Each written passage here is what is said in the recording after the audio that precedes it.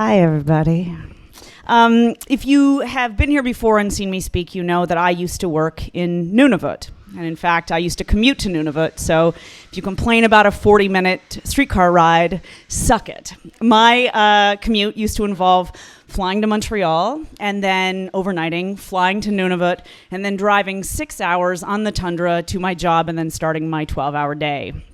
And so I would do this every 2 weeks, and a typical day in my life in Nunavut was like this. So I'd roll into the office, and in this particular instance, I'd just come back from a 2-week vacation in Peru. I was really wanting to keep my cool vacation vibes going, and I walked into the office determined not to let shit get me down. And as soon as I walked into the office, my receptionist, who was this amazing Inuit guy named Dick Stanley, who was among the most articulate of my employees, but when he got really excited, he would be reduced to gestures. And when I walked in this particular time, Dick Stanley flapped his arms a lot, and then he stretched his arm, he kind of arched it around in front of him like he was making a belly, and then he rubbed it over his head, and then he plugged his ears and made a cringing face. And that's when the short, fat man with a comb-over walked into my office, screaming. And he walked in, he was wearing coveralls and gloves, and he was red in the face, and he was swearing a lot. And so as soon as he got into my office, I shut the door because one of our other employees was very religious and continually complained about the language used in the mining office, and I couldn't afford to piss off another employee, so I shut the door, and the guy was just shaking with rage, and he calmed down. He took a breath, he took off his coat, he left his gloves on, he extended his hand, and he said, "My name is Bill." And I said, "Hello, Bill." And before I got to introduce myself, he started in on a tirade about how bad the food had been for the last 3 weeks at the crew house. So in addition to running the office, I also ran this 15-person crew house. So it was me and 15 old mining dudes. And they always complained about the food. It was consistent. The food was terrible. The brown sauce was too thick. The brown sauce was too runny. The white sauce was like paste. The meat was disgusting. It went on forever.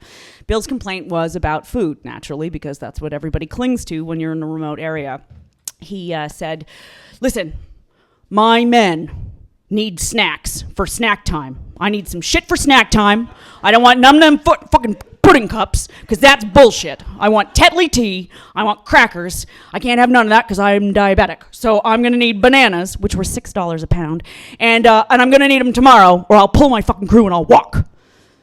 I will walk." And now I needed to keep Bill happy because Bill and his crew were repairing this old dilapidated crane that we needed. It was a crane from the 60s. It was covered in rust. How they got it there, I don't even know. But we needed this crane to offload all of the stuff off the barges, and because otherwise the entire mining project would grind to a halt. So when Bill left my office, swearing with his coat on, I went to the grocery store and I spent $160 on some packs of crackers, some red rose tea, none of that Tetley bullshit, and some bananas and some other natural, healthy things for his crew to keep them happy. The next day at about 10 a.m., Bill rolled into my office. I could hear him swearing and coming down the hall. He was red, he was sweating, even though it was the Arctic. And again, he took off his coat, he left on his gloves, and he said, "Macaroni is bullshit."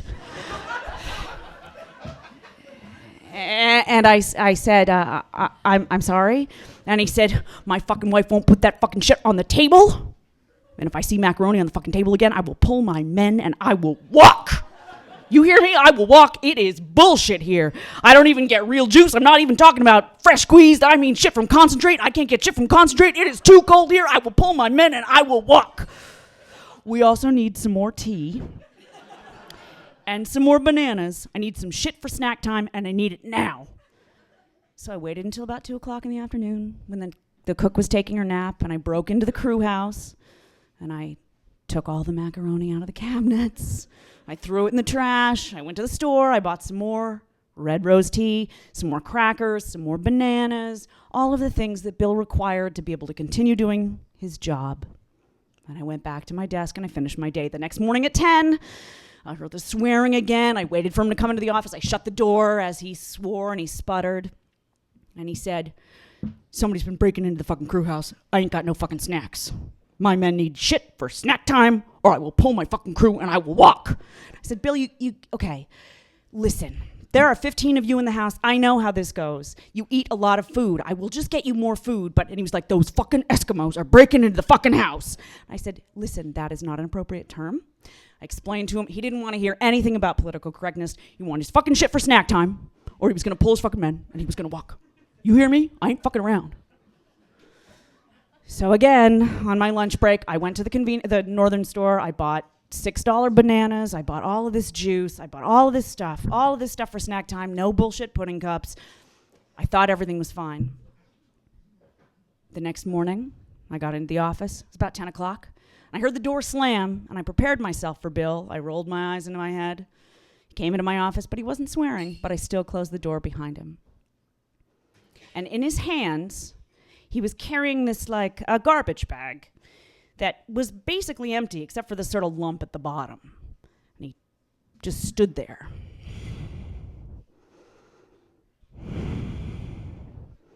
He closed his eyes very slowly. He opened them again.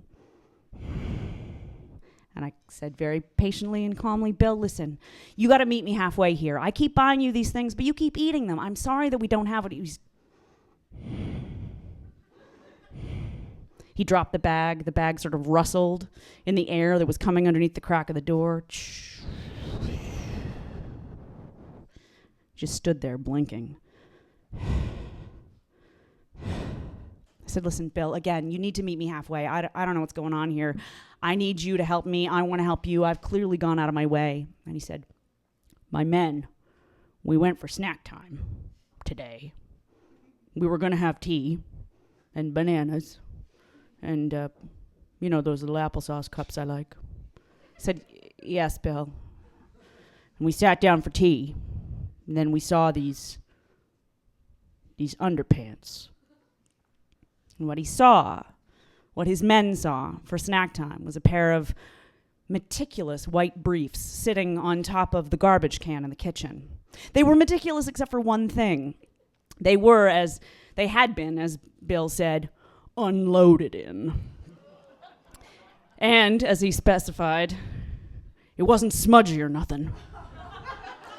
It was like someone took off their underpants and took a shit in them and then left them on the garbage can. And Bill got his shit for snack time. And I would like to say that I was responsible for this wonderful prank in some way, but if you know anything about the Arctic, it's very cold. It's basically a frozen desert, and it's so dry up there. I was chronically constipated. There was no way I could have pulled that off. I like to think in some beautiful way that the person who had broken in and stolen all that food had somehow returned it. In any event, Bill didn't pull his men. They didn't fucking leave. They got the job done. But I still think that macaroni is not bullshit. Thank you.